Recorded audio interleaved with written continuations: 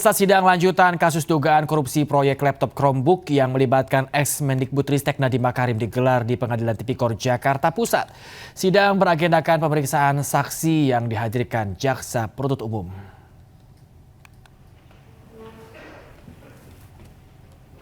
Salah satu yang menjadi saksi di sidang hari ini atau kemarin adalah staf ahli Kemendikbudristek Muhammad Hasan Chabibi yang menyebut persentase penggunaan dan pemanfaatan Chromebook yang tidak efektif. Ia menyebut hanya 0,15% dari 1,6 juta laptop Chromebook yang dimanfaatkan atau digunakan dalam proses belajar mengajar. Data ini berdasarkan statistik yang dicatat pihaknya dalam kurun waktu Januari hingga Juni 2023. Menurut Chabibi, hal ini menjadi tanda bahwa tujuan pengadaan teknologi informasi komunikasi berupa laptop Chromebook tidak tercapai. Namun hal tersebut dibantah oleh tim dari kuasa hukum Nadiem Makarim. Data dia bikin aja. Jadi ada data 12 bulan diambil cuma 6 bulan. Nanti kalau ditanya begitu dia harus mengungkapkan data yang benar, dia tuh agak kedip-kedip gitu, gagap. Ya, gagapnya kumat gitu. Nah, jadi ini juga kita menyadarilah bahwa pengadilan ini adalah bukan untuk saling mengalahkan, bukan, tapi untuk mengungkapkan apa kebenaran yang ada, ya. Dan semua sudah disumpah, ini bulan puasa, setan itu bulan puasa dibelenggu, gitu. Jadi kalau ada hal-hal yang zolim, ya siapa yang jadi setan itu? Nah, jadi sudah jelas tidak ada kemahalan tadi, range harga. Walaupun dia mencoba mengelak kiri kanan nggak mau menjawab, akhirnya dia menjawab tidak ada kemahalan. Efektivitas, walaupun dia mencoba dikasih data yang kurang, akhirnya karena Tuhan memberikan rahmatnya sebelum buka ini, dibuka tuh oleh Tuhan data yang benarnya. Nggak bisa mengelak juga dia bahwa penggunaan Chrome berdasarkan dashboard yang resmi sudah sangat efektif, ya. Sudah diaudit. AKM bisa, guru pakai 58%, murid pakai 55%. Bendera merah dikibarkan di atas Masjid Jamkaran Iran setelah Iran mengkonfirmasi bahwa pemimpin tertinggi Ali Khamenei gugur dalam serangan gabungan Amerika Serikat Israel. Bendera merah secara luas dianggap sebagai simbol balas dendam.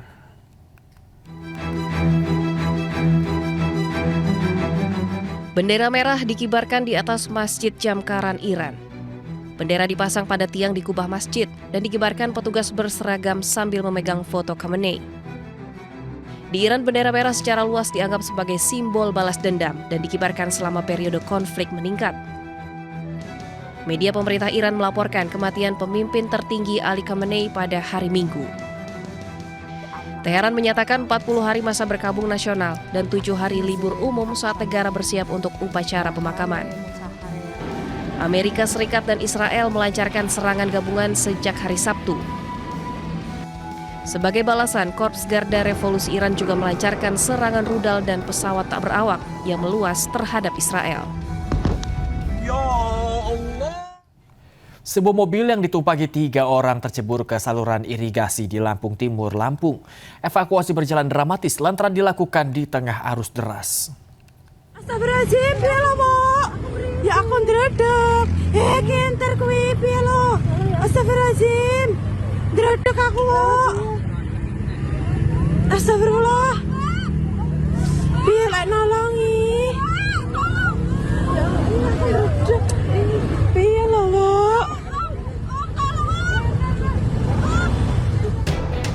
Viral di media sosial peristiwa terjeburnya sebuah minibus ke dalam saluran irigasi di Kecamatan Sekampung, Kabupaten Lampung Timur, Lampung. Salah satu penumpang berteriak minta tolong kepada warga yang berada di pinggir irigasi. Beruntung saja seorang pengendara yang melintas berhenti dan memberanikan diri terjun ke saluran irigasi, sehingga para penumpang dapat segera dievakuasi sebelum tenggelam bersama mobil yang dikendarainya. Sebelumnya mobil ini kecemplung di saluran irigasi karena minibus putih yang dikendarai warga Lampung Tengah hendak menyalip kendaraan lain. Namun naas, tepat di arah berlawanan terdapat 3 sepeda motor sehingga mobil pun menabrak, lalu langsung terjun ke irigasi. 4 korban pengendara motor yang merupakan warga Lampung Timur akhirnya dilarikan ke rumah sakit terdekat. 2 diantaranya mengalami luka ringan, sedangkan 2 korban lainnya mengalami luka yang cukup berat sehingga harus menjalani operasi. Akan mendahului kendaraan di depannya, kemudian secara bersamaan dari arah yang berlawanan ada 3 kendaraan sepeda motor, sehingga kendaraan van minibus tersebut menabrak ketiga sepeda motor, kemudian hilang kendali masuk ke irigasi.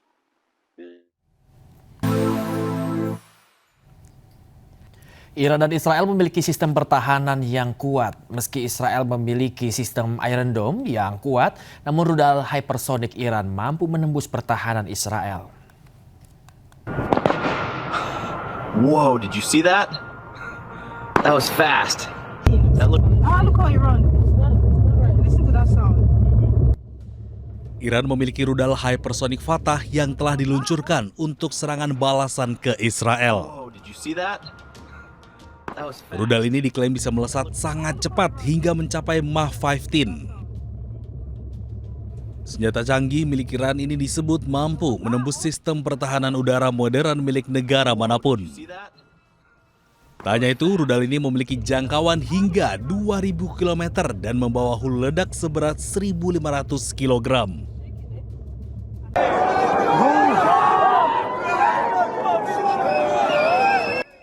Sementara itu, meski tak secanggih Iran, Israel memiliki sistem pertahanan udara Iron Dome.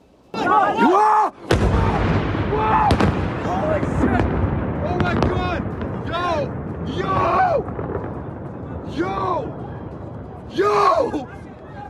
No way! No way! No way! Misil pengecoh rudal itu akan meluncur secara otomatis saat ada rudal masuk wilayah udara Israel. Namun, dalam beberapa kali serangan, sistem Iron Dome Israel gagal menghalau rudal milik Iran tersebut. Pada Minggu waktu setempat, serangan rudal hypersonic Iran menewaskan 9 orang di Tel Aviv serta melukai puluhan orang.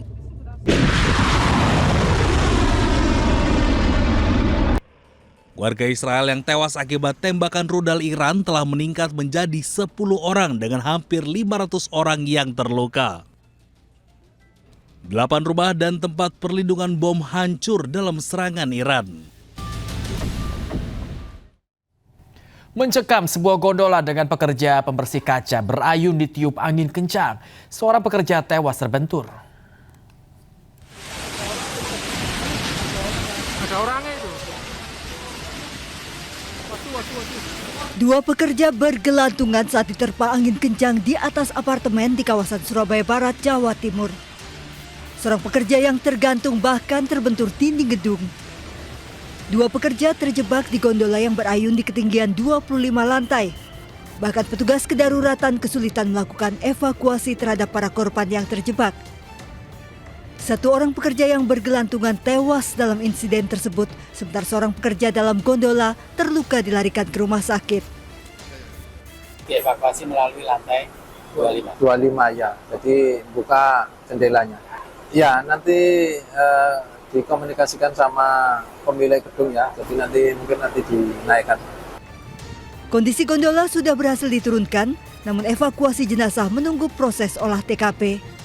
Dari Surabaya, Jawa Timur, Rahmat Ilyasan, iNews melaporkan.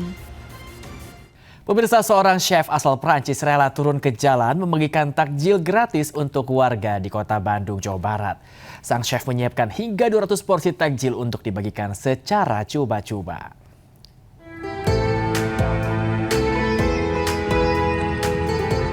Seorang koki asal Prancis bernama David Seleba atau yang akrab disapa Bule Tukang Masak membagikan takjil gratis pada warga di Jalan Perintis, Kota Bandung. David sibuk menggoreng bakwan sayur di bawah tenda kecil miliknya. Tak hanya gorengan, ia juga membagikan minuman manis dan kurma untuk melengkapi menu berbuka puasa warga. Orang dewasa maupun anak-anak antusias dan antre menunggu menu takjil yang dimasak oleh sang bule. David kerap berpindah untuk membagikan menu takjil dan menyiapkan sekitar 200 bala-bala setiap hari. Ya, insya Allah selama Ramadan, tapi kalau di sini, di Klin 8, di Jalan Perintis, kita sekitar 5 hari. 5 hari di sini, nanti kita pindah ke Pengka, ke 1967, kafe restoran yang ada di sana. Nanti insya Allah pindah lagi. Ini bala-bala, yaitu vegetable fritter, the French. Kaget ya, kaget baru pertama lihat boleh masak, lama lagi bagi-bagi tajil. Lagi lewat pas lihat tuh bagi tajil, pas ada air kita nah. Gitu. Ibu emang orang sekitar sini atau? Enggak, orang sana Cilember. Aksi memasak takjil ini bukan kali pertama dilakukan. Sebagai seorang mu'alaf, ia mengaku kerap berbagi di bulan suci Ramadan. Dari Bandung, Jawa Barat, Yuniar Candika, iNews melaporkan.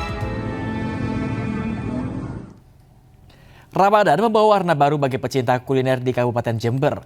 Salah satu menu yang tengah diburu adalah bakso tulangan iga kuah pedas. Selain enak dan gurih, juga sensasi kuah bakso yang juga dinilai berbeda.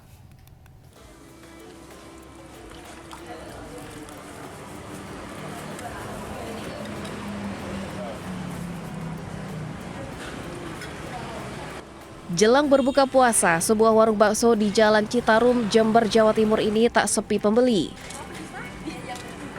Pelanggan datang silih berganti menanti semangkuk bakso tulangan iga yang masih mengepul panas.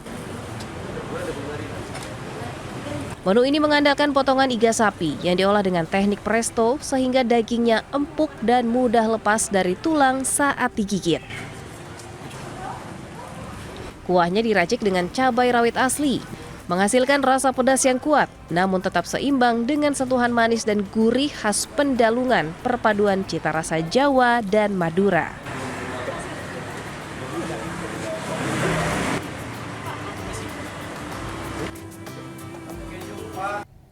Gubernur Kalimantan Timur Rudi Mas'ud memutuskan mengembalikan mobil dinas baru hasil pengadaan APBD Perubahan 2025.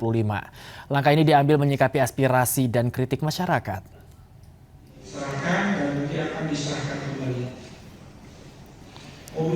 Mobil seharga 8,5 miliar ini akan dikembalikan Gubernur Kalimantan Timur Rudi Mas'ud setelah mendapat kritikan dari masyarakat.